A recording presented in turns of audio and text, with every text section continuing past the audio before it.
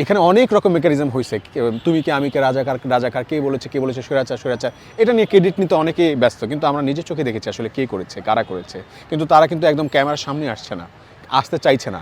তারা মনে করছে এই বিপ্লবটা আমাদের সবার, এই বিপ্লবটা একক কৃতিত্ব নেওয়ার কিছু নাই, যেহেতু সবাই মিলে এই স্লোগানটা তুলেছে, এই স্লোগানের ভাগিদার সবাই। তো এরকম অনেক বন্ধুরা আছে, মানে প্রত্যেকটা দল মত নির্বিশেষে প্রত্যেকটা মানুষের কন্ট্রিবিউশন ছিল এখানে। যে মানুষটা রিক্সা চালাচ্ছে, যে মানুষটা ব্যবসা করছে, সে পানি নিয়ে আসছে ছাত্রদের জন্য, ছাত্ররা মার খাচ্ছে, বারবার টিয়ারশেল খাচ্ছে, তারা হচ্ছে এই দোকানের পেস্ট, টুথপেস্ট, ঠিক আছে, খাবার এগুলো দিয়ে দিচ্ছে। রিক্সাওয়ালা মামা, আপনারা তো নিজে দেখেছেন যে যে কেউ লাশটা নিতে সাহস পাচ্ছে না, পুলিশ গুলি করেছে, মেরে ফেলেছে, লাশটা কেউ নিতে সাহস করছে না, সেই লাশগুলো রিক্সাওয়ালা মামারা তুলে নিয়ে হাসপাতালে নিয়ে গেছে আমাদেরকে। তার মানে প্রত্যেকটা মানুষের কন্ট্রিবিউশন এখানে ছিল, আমরা কাউকে আলাদা করতে পারবো না।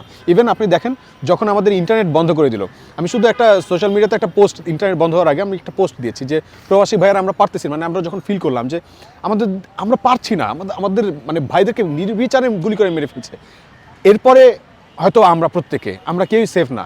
আপনারা পারলে, এখন সবচেয়ে বড় মানে শক্তি হচ্ছেন আপনারা প্রবাসী ভাইয়েরা, আপনারা প্লিজ রেমিটেন্সটা অফ করে দেন। যখন আমি এটা বললাম, ইন্টারনেট তখন অফ হয়ে গেল, কিন্তু যখন আমরা ইন্টারনেট ফিরে পেলাম, তখন দেখলাম যে সেই পোস্ট শেয়ার করেছে, সারা বিশ্বে ছড়িয়ে গেছে। বিভিন্ন বিশ্বের প্রবাসী ভাইরা যারা আছে, তারা সেই পোস্ট লাখ লাখ শেয়ার করে, প্রবাসীরা কিন্তু কমিউনিটি ধরে তারা কিন্তু রেমিটেন্স বন্ধ করে দিয়েছিল, জানেন কিনা। সবচেয়ে বড় অর্থনৈতিক ধাক্কাটা শেখ হাসিনাকে প্রবাসী ভাইরা দিয়েছে। তো আমরা না কাউকে আলাদা করতে পারছি না, আমরা বলতে পারছি না শুধুমাত্র ওর কৃতিত্ব, শুধুমাত্র ওর কৃতিত্ব, শুধুমাত্র আমাদের কৃতিত্ব, আমার কৃতিত্ব, আমরা এই যে আমি কনসেপ্টটা না, এটা একটা বাজে কনসেপ্ট হয়ে দাঁড়াইছে। শুধু আমিই করছি, আমাদের মানুষই করছে, এই ব্যাপারটা একটা বাজে কালচার হয়ে দাঁড়াইছে আমাদের দেশের। এটা তো আমাদের সার্বজনীন কালচার। তবে এখন না আমাদের মনে হয় কি, এই যে নির্দিষ্ট গণ্ডির মধ্যে থাকার চাইতে এখন এই ব্যাপারটা না আমাদের সামগ্রিক করা উচিত, এবং এই যে পাওয়ারটা, যে স্পিরিটটা, এটা ট্রান্সফার করে দেওয়া উচিত, এবং কৃতিত্ব সবাইকে বুঝিয়ে দেওয়া উচিত।